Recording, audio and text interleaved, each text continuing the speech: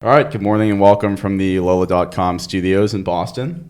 This is Internal Affairs, the Lola.com intern podcast, episode 10, final bonus episode with our special guest, Paul English. Thanks so much for joining us. I'm here with Ramsel Gonzalez, my great co-host. How you doing? I'm doing great. How are you doing? Good. Well, Paul, let's just open it up. What's it like having your first intern class at Lola? My first intern class this year or ever? Well, so I mean, we've had a couple interns in the past, but Stacy especially is kind of touting this as the first full intern class, bringing on tons of people. What's it like having kind of like just some new energy, lots of young people around the office? Yeah, it's been awesome. I love, first of all, just the number of interns we have. As you said, we have had interns in the past, but it's typically been one or two people, grad students. And so it's been awesome having sort of first eyes on the company by some interns and getting their comments about what they have questions about here, what makes sense, what doesn't make sense. Some of the interns I'm working with more closely than others, but haven't had the chance to work with you guys yet. But yeah. I love having the class here. Awesome. Well, glad to hear. And what you said about having fresh eyes on the product, you're someone who appreciates things that make sense from what I understand and that are very simple. So having a fresh set of eyes on that, and some people who don't necessarily understand the travel industry as well as other people who have worked here for a while must be pretty helpful. So. Yeah, it's for me, it's really nice to have, I sit next to Evan, who's another product guy, and he asks me questions, and I'm just some earnest traveler who doesn't really know a whole lot, but they really appreciate that. I think having interns here is really awesome. I'm very grateful that I get to be here. That's great. As am I. Well, so what we'd like to jump into first is entrepreneurship. We have a lot of interns here who have their own kind of ventures or projects that they're working on, and you obviously are a highly touted entrepreneur. That's what you love to do. So, I mean, you built Lola from the ground up, and we've heard a lot about you pivoting it from a travel agent app to business travel. So can you just talk about the process of like starting the original Lola, how you found the right people, how you realized it was the right idea to go forwards with, and how you just built this from the ground up and got it to the amazing company that it is now? Yeah, sure. So Lola is the fifth company that I've co-founded, and this was born out of the incubator Blade, which I started after Kayak. I left Kayak at the end of 2013, and we had invested in half a dozen companies and started two of our own, and Lola is one of those two companies. The original vision for Lola was really simple. It was just a chat app that let you chat with a travel agent. And I feel dumb that it took me a year to figure out that 80% of our users were business travelers. And I wasn't really aiming at business travel. But the thing that I learned, I ended up hiring a product manager to say, can you go talk to these business travelers and find out kind of what they need and why they're using us? And what I learned is if you're on vacation and you have a misconnection, it just means you're like an hour late to the bar or to the beach. But if you miss a connection for a business trip or your plane is canceled or late, it might mean you miss the entire purpose of your business trip. Yeah. So business travelers in particular really need TLC and help on the road and someone advocating for them during their travel. And that began the pivot into business travel. Cool. So did you take Blade and turn it into Lola, or did you start Lola independently and then have to start finding some people that you knew would fit the right jobs that you wanted to grow? So Lola was incorporated as its own company within Blade, and then once Lola started getting excitement, in particular from the Blade board of directors, who really felt we should double down on Lola and put some of the other work aside, all Blade employees became Lola employees. And then from there, I began recruiting additional people to sort of fill in the talent for what other roles I needed at the company.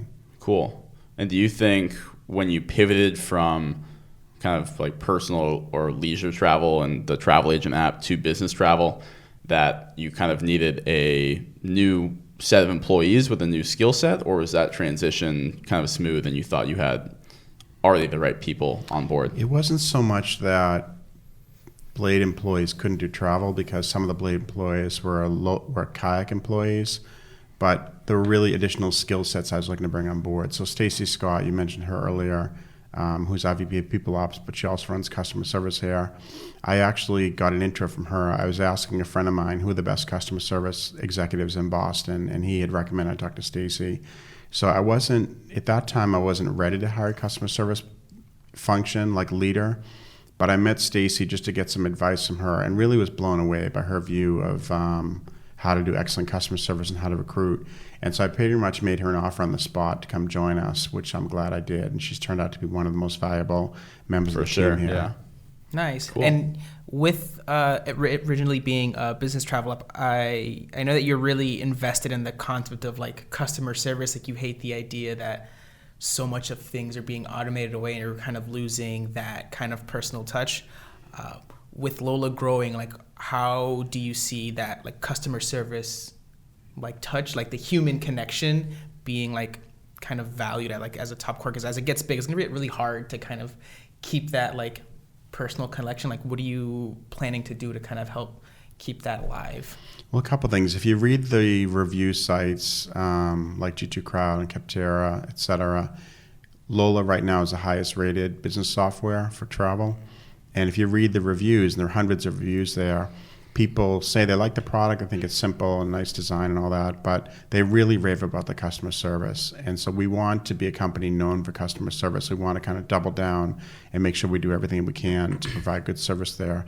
The things we're working on right now in customer service are, one, improving the tools that the customer service agents have so that they can answer questions more efficiently than they can right now. So just trying to improve that, adding more capabilities.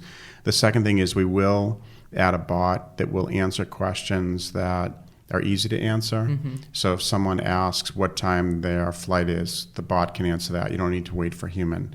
So we'll have some combination of human and bot, but being very careful to make sure that when you need a human, you have a human instantly available.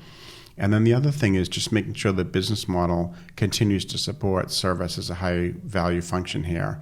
And as long as we're making enough money on our annual SaaS fees plus our commission on travel, we'll be able to afford to continue to build out the customer service team. Nice. That's exciting to hear because I can sense like once the Wombats moved down here, the love and like feeling that I got from just like that energy shifting from upstairs to downstairs. Oh, it makes everyone else in the company better. Yeah. I'm loving it, and I really hope that the customers continue to feel that like for the future. Cool. Well, I think we can probably answer part of this question based on what you've talked about with customer service and human interaction as that relates to Lola. But how do you know that an idea is like the right idea to pursue, and how do you know that something is special? Well, as an entrepreneur, the first thing you want to do to validate your idea is try to get some other people to sign up to work with you, and ideally to work with you for free. Often that's while they're working at their other company, because particularly if you're a first-time entrepreneur, you can't go out and raise $10 million venture capital if you don't have a track record, but you can still build something on the side. And I think having that experience of recruiting a couple people to join you and building something on the side while you're doing your day job so to pay the rent, that's your first sign that you can convince people to work with you. I think the second sign is that you get your customers referring other customers. And it's not enough to have your customers say they like your software and give you 5 stars out of 5. What you want is your customers to like your software so much, or your hardware, whatever it is that you're building, that they're posting about it on social media and they're bringing their friends in. And I think once you've seen that, then you're ready to raise money and pour the gas on in terms of marketing.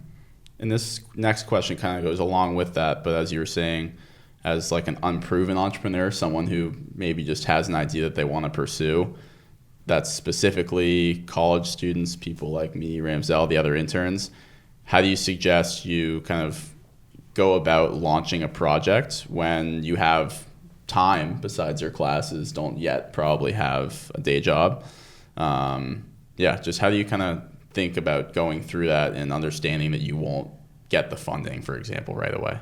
Yeah, there's been a lot of great companies that were started by college students. And I think the most important thing is, while you should have sort of a grand vision about what your company could become long-term, you need to have very concrete short-term milestones as well. And you need to really focus on MVP, sort of minimum viable product, and what's the simplest thing you could build that people will find utility. And if you have a full course load, you obviously don't have 100 hours a week to work in the startup. So you have to get really focused, and very narrowly defined product is something you can build quickly and launch quickly. And then based on that first milestone, if you want to attract more users, what are the other capabilities you need to add? So I just very much believe in an incremental approach to entrepreneurship where you start really, really simple and you build from there. Very cool.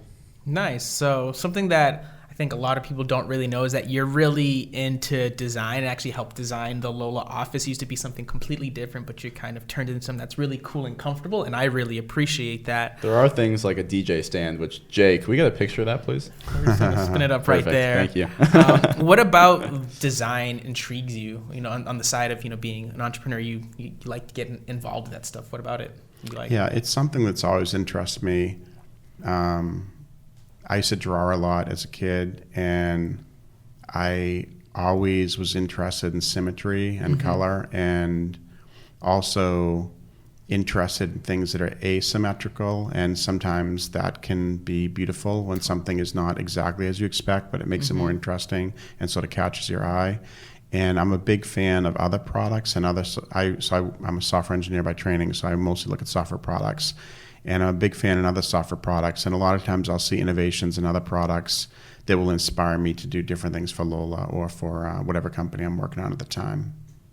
Very cool. I like that. Yeah, I would say that the flow of the office is really nice. It doesn't feel too cluttered. Even with all the additional desks that have been added recently, it still has a nice flow and still feels really comfortable and homey. I feel like everyone is really getting that feeling at the moment. Yeah, I mean, we are bursting at the seams right now. We definitely have more headcount than we had planned for this office, but I'm looking forward to the new office in September, and I'm spending a lot of time on the design of that office, so hopefully we'll do something special there as well. Will there be any aspects of this office that you like to carry over to that one besides like your personal sense of design? Yes, I don't want to speak too much about it because I want to surprise the employees, but let's just say if you look at this office, you can tell that I care a lot about music. Cool. And you'll see that in the new office too. It's a good teaser. That means there'll still be a DJ booth. Oh, yeah. Confirmed. There's a DJ booth. Twice the size, hopefully. Cool. Well, we'd like to get into our rapid fire question round now for you, just to learn a little bit more about who you are, what you like. We'll start off with favorite Boston sports team. Well, it's interesting. A lot of people the last several years say the Patriots just because they dominate the NFL, and I do enjoy going to the Pats games, but I think what I like the most is actually the Red Sox. I enjoy kind of sitting there for 3 hours in the stands. I enjoy that you can talk to people. There's a lot going on, and I like the pace of the game. Yeah, much less commotion. Yeah, totally. And it's also a little bit warmer than watching a Patriots game in December. 11 degrees. Yeah, I feel like it's very easy to be a Pats fan because like you're always kind of winning. So you're like, yeah, I'm a Pats fan. Yeah. Nice. So living in Boston for most of your life, what is your favorite place to hang out in Boston? Whether it's a restaurant, bar, beautiful view, where do you like to hang? That's interesting. I live in Seaport, so I spend a lot of time in Seaport. A bar that I go to a lot in Seaport is Mastro's, which is right on the water near the ICA. A restaurant that I like outside of Seaport is Dolly, which I think is in Somerville. What kind of food is that? It's Spanish tapas. Cool. And then my favorite, I guess I would say, ethnic restaurant where I ate at last night is Punjab in Arlington Center. It's my favorite Indian restaurant, which is my favorite type of food. Yeah. It's a little out of the way, but it's worth the trip. Definitely worth the trip. It's like a 20-minute Uber ride. I've been hoping one day to cook some Indian food, but I am not there yet.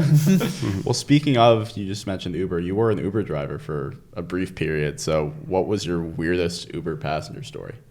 Yeah, I still do Uber occasionally. I used to do it in my Tesla, and now I do it in my Jeep. Weirdest story, I guess. Let me just think about that. There's most inspirational story, and then weirdest story. Weirdest story is I picked up two guys who were doing a drug deal. Oh, nice. And so I dropped. Did they say that like up front, like, hey, by the way? It was clear from the conversation that was going on. And so I dropped them off at the location, and then they were assholes basically. They were just not good passengers. Kicking. They were dirty and loud and swearing. And so I dropped them off, and I was trying to figure out how to rate them. And for some reason, the app was frozen. All of a sudden, like 60 seconds later, they came running at full speed out of the house that I dropped them off at.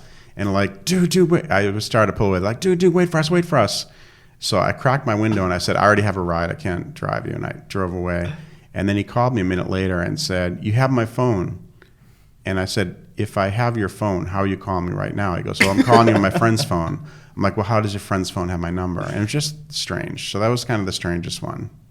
That's really that funny. was really good thinking. I would have definitely been like, oh yeah, totally, and probably would have just got like gotten killed. Something bad. And you said most inspirational? Yeah, I one day drove this young girl. She was probably, 13 years old. And she was with her mother and her aunt, and they're from China. And they were visiting Boston because she was looking at high school. She decided she wanted to go to high school in Boston. Mm-hmm. And I asked her why Boston, and she said, well, my dream is to go to MIT. I want to be a scientist. And I figured if I go to school in Boston, it will help me get into MIT, which I don't think that's true. But anyway, I told her that I teach at MIT, and she didn't believe me because I was an Uber driver. And she said, why would you drive for Uber if you work at MIT? I said, well, I do a lot of things. I have a lot of pieces of my life. Scattered everywhere.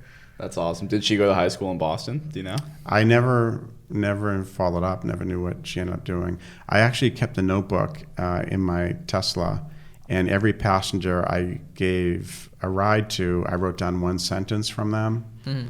So I think hers was about MIT, but I don't know what I should do with that notebook, but maybe I should publish it on a blog somewhere. Or That's turn awesome. it into a book of poetry. Those are like your prompts, and then you can kind of go from there. How many rides do you think you gave? Like how many lines in that notebook do you think you have?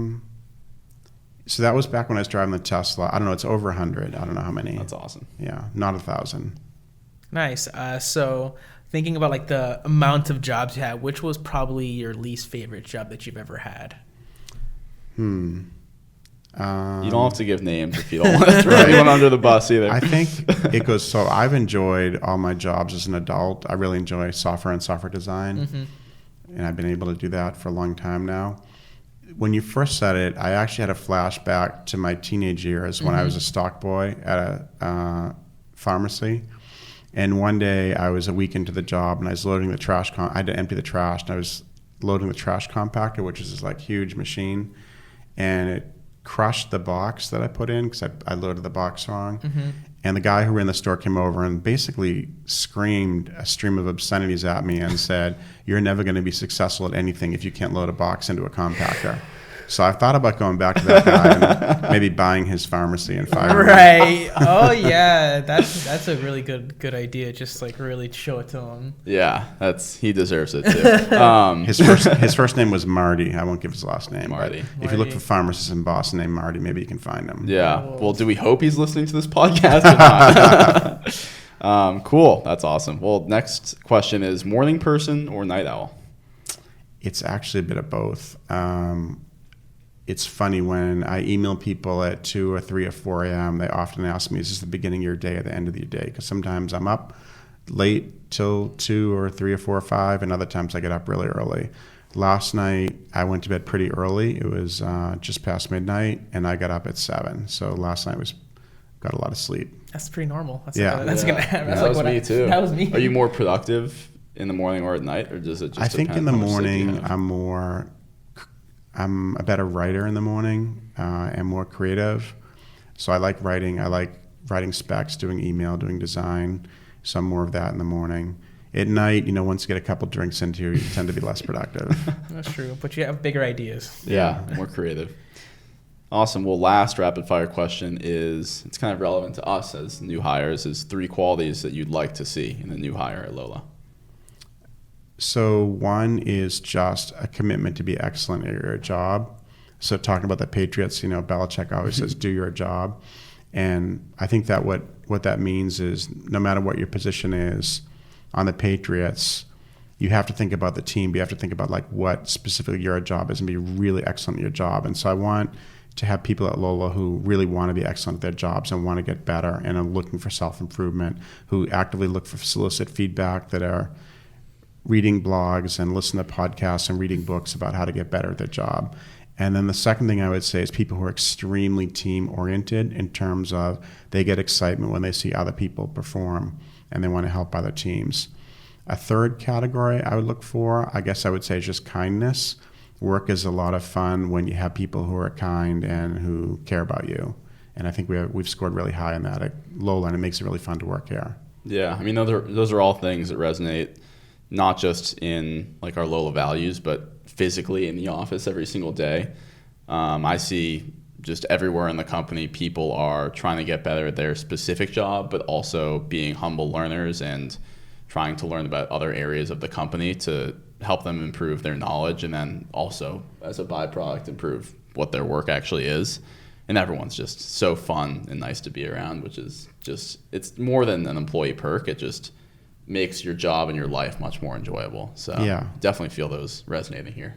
Nice. I think I was telling someone yesterday, I feel like I could take an Excella to New York sitting with anyone at Lola, and I would totally enjoy and could talk with them the whole time, learning about their background, what their aspirations are, what they're working on here. And that's Which is rare. a really good group That's of people. really rare. Yeah. Totally. Sweet. Cool. So I will be honest, I did, because I feel like I don't get to see you very often. It makes me a little sad. I did do some perusing, and I stumbled upon your website, and I've learned a lot of really interesting things about yourself.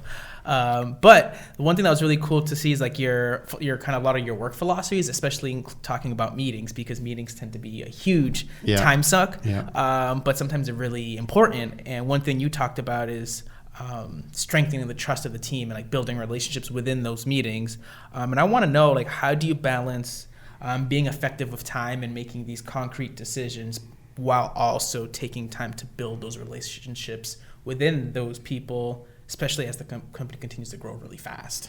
Yeah, so I'm probably 5% like psychologist or therapist at my time here at Lola. And Is that low or high for you? Is what? Is that like a low percent, or do you want it to be higher? No. It's probably what I choose. So it's probably, if I was 50% of my time sort of doing head shrinking, nothing would ever get done. Fair enough. But I spend, 5% time, maybe it's more than that, like literally watching body language and seeing who works well with who and try to figure out how to tune and debug to make sure people work well together. And I've noticed things like men interrupt women more than women interrupt men, for example. And when you notice things in meetings that aren't going well, that people aren't looking at each other when they talk, or they're interrupting each other, or they're not really listening, you want to call them on that. So I tend to grab people right after meetings and say, hey, I want to give you some feedback. When you said this, you're probably trying to get this thing achieved. I'll give you some ideas how to get that achieved, but while also making the person not hate you on the other side of the table. So it's around just running really effective meetings where everyone's involved. And it's something I enjoy doing. No, it's really awesome, because I think there's a lot that could be benefit from for a lot of people, especially considering other jobs that I've had. Like, meetings are so vital. A lot of emotions come out in meetings because people really care about the subject at hand. And if they didn't, they wouldn't, go through these motions. But feedback is so important too. The question I had for you was going to be, how do you give feedback? Which obviously you said pull people aside after. So I would assume not like interrupt the flow of the meeting. Right. Do you come from, I'm assuming you come from a place of like compassion rather than trying to be hard on people, but are there times where you felt like you've like needed to like overstep that boundary to really make a point to someone, or is that like not what your job is? Most people want to get better, and so if you give them feedback, and the best feedback is real time or as near to real time as you can, most people really appreciate it, and they go to work on it. If I feel like my feedback is falling flat and someone doesn't want to hear it, or they're not understanding it well, particularly if I've given them the same feedback a couple of times, sometimes I'll follow up with an email to that person, and I'll say, as discussed, I really want us to work together on these 3 things. And that can help kind of cement to them, because sometimes people panic when they're given constructive feedback and they end up not being able to listen that well. Mm-hmm. So sometimes an email follow-up can help. But I try to give feedback not on here's 10 things you need to do better, because that'd be overwhelming. Totally. I try to focus it ideally on just one thing and as close to the interaction as you can. Nice. You've also mentioned in these meetings that you have some pet peeves of things that people do, mainly things like constantly being disengaged, whether they're staring at their laptop because they're looking at Slack or on their phone, or being late generally. And those are a lot of like work-related pet peeves. But do you have any annoying things that people do in non-work interactions, whether you're hanging at the bar with your friend or you're hanging with your family? What are some things that you really, get you going? Yeah, I guess I struggle with negativity, and I feel like if I'm with a friend at a bar and they had a bad day at work, I want to be there for them and hear about it. But if someone spends a whole night just kind of bitching and moaning about every aspect of their life, it tends not be that that much fun to hang out with someone like that. So I definitely enjoy hanging out with people who are inspired and inspirational and who enjoy other people and have really good, fun stories about that. So I like stories, and I guess that's it. I like to have a balance between, okay, I had a tough day, I need someone to listen to me, and here's something I'm excited about. And that goes along with the feedback too. It's like if you're putting time and energy into trying to make someone feel better, then if they're not receptive to that, you can't kind of get out of their own way, then that's something that's difficult, and there's not much you can do about that. So I think those two conversations go hand in hand. Yeah, that's really nice. And another thing that I kind of learned from perusing your website is that you're also really invested in a lot of nonprofit work, and you're a founder for many organizations, and you're really involved in a lot of causes, especially things like homelessness, education, and public health, which is super awesome. And I keep talking about Lola growing because it's kind of just like a really... It's a rocket ship right now. Yeah, it's a rocket ship. Give it some credit. Do you have any thoughts about the social responsibility of Lola, especially in changing the landscape of what it means to be like a big tech company? You know, we're a startup right now, but there is a lot of connotations at the moment of what it means to be a big tech company. And do you have any thoughts about how do you see Lola in that landscape? Yeah, I mean, several things. The most important is that I think we need to have a culture that we dialogue about problems in our local community, and we try to band together to figure out what projects can we do to actually help out. And whether it's, I'm just thinking about like in the last week or two, so we had a team serving in Pine Street Inn homeless shelter. We have a community garden led by Katie, who runs our DevOps team. We've done Heading Home, which is when homeless people first become home, helping them set up a home. So there are many activities like that that are problems in the local community that you want to get people at work energized about and give them time off of work so they can work on those nonprofits. Another thing is financially, one thing that I would like to see Lola do, and we haven't done this yet, is to have something official in our incorporation about how much of our profits and revenues get given back to the community. Mm-hmm. So there's something called Pledge 1%, which is that you should give 1% of your revenues or your equity to nonprofits. Mm-hmm. I'm thinking of doing a 3-part pledge. I don't want to go into the details of it right now, but because the board hasn't approved it yet. But we're making a proposal to the board for us getting involved with both equity, cash, and employee time, and setting specific quantitative goals on those, and then measuring it and being accountable to serving the local community. That's amazing. That's sort of that's so awesome. Yeah, that's like the perfect balance of like what I feel like a lot of companies should be doing, that I think they're very hesitant on doing it because they're too focused on getting the product out or building revenue and things like that. So I'm really excited to see where that ends up going. Yeah, it's great. And I mean, not that kind of you need another reason to do it, but I feel like that goes into the whole wicked loving culture and getting people to, from the company, to bond outside of work with each other over things that are super meaningful will only have positive benefits for the culture here. Yeah, I agree. So, sweet. Cool. Well, yeah, we've made it. I think we have. Paul, thank you so much for joining us today. Sure. This was awesome. Ramsel, thanks for being a fantastic co-host. You're the best, actually. It's been a really fun summer. Yeah. 10 episodes, lots of planning, lots of talking, lots of looking over at Jay and asking him to put some stuff on the screen. He eats his banana. Well, yeah, so thank you everyone for listening to Internal Affairs, the Lola.com intern podcast. Thank you, Paul. Thank you, Lola.